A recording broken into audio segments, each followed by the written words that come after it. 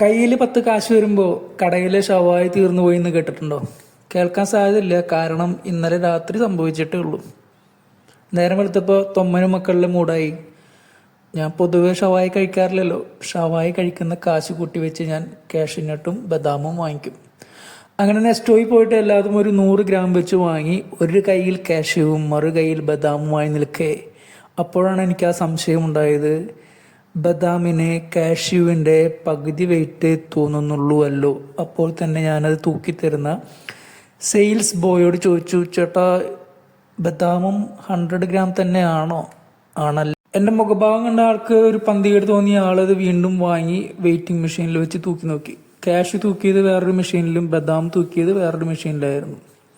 അപ്പോൾ അതുവരെ വളരെ ശരിയായിരുന്നു. അപ്പോൾ എനിക്ക് തോന്നി ഞാനൊരിക്കലും അങ്ങനെ ചിന്തിക്കാൻ പാടില്ലായിരുന്നു, അയാളെ ഞാൻ തെറ്റിദ്ധരിച്ചു എന്നൊക്കെ കരുതിയിട്ട് 2 മിനിറ്റ് ഞാൻ അവിടെ നിന്നു. പിന്നെ ആലോചിക്കുമ്പോൾ ഇതൊന്നും ശരിയാവുന്നില്ല. കാരണം രണ്ടിനും 100 ഗ്രാം വെയിറ്റാണ്. കാഷ്യൂവിനൊരു വെയിറ്റ് ബദാമിന് വേറൊരു വെയിറ്റ് വരുന്നത്. അതെങ്ങനെ ശരിയാവും? അങ്ങനെ ചിന്തിച്ച് എന്തായാലും ഈത്തപ്പഴം കൂടി വാങ്ങി സ്ഥലം വിടാം എന്ന് കരുതി നിൽക്കുമ്പോൾ ആ സെയിൽസ്മാൻ അടുത്ത് വന്നിട്ട് പറഞ്ഞു, ക്ഷമിക്കണം കേട്ടോ, ആ വെയിറ്റിംഗ് മെഷീന് ചെറിയൊരു തകരാറുണ്ട്, എനിക്ക് തെറ്റുപറ്റിയതാണ് എന്ന് പറഞ്ഞ് ആള് കറക്റ്റായിട്ട് തൂക്കി ബദാം തന്നു.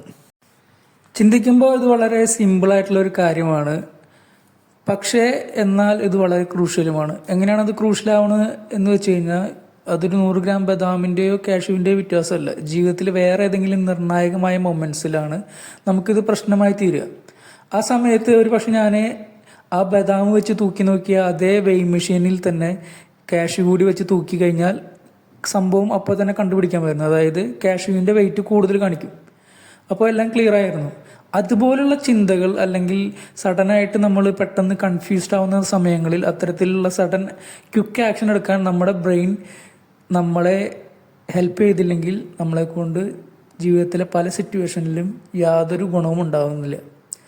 അത് പ്രത്യേകിച്ച് എന്നെപ്പോലുള്ള ഇൻട്രോവേർട്ടഡ് ആയിട്ടുള്ള ആളുകൾക്ക് സ്വന്തം ഇൻഡ്യൂഷൻസ് അല്ലെങ്കിൽ നമ്മുടെ ഉള്ളിൽ തോന്നുന്ന ചില കാര്യങ്ങൾ ശരിയാണെന്ന് തന്നെ തോന്നുന്ന കാര്യങ്ങൾ ഉറക്കെ പറയാനും ആളുകളോട് ചോദിക്കാനും തന്നെ വളരെ മടിയായിരിക്കും. ഇനി അഥവാ ചോദിച്ചിട്ട് ആളുകൾ അത് സമ്മതിച്ച് തന്നാൽ പോലും, അല്ലെങ്കിൽ ആളുകൾ അത് വേറെ രീതിയിൽ അവരുടേതായ രീതിയിൽ നമ്മളെ എക്സ്പ്ലെയിൻ ചെയ്ത് തന്നു കഴിഞ്ഞാൽ അതാണ് ശരിയെന്ന് വിശ്വസിച്ചിട്ട് നമ്മൾ അവിടെ നിന്ന് തിരിച്ചു പോരും.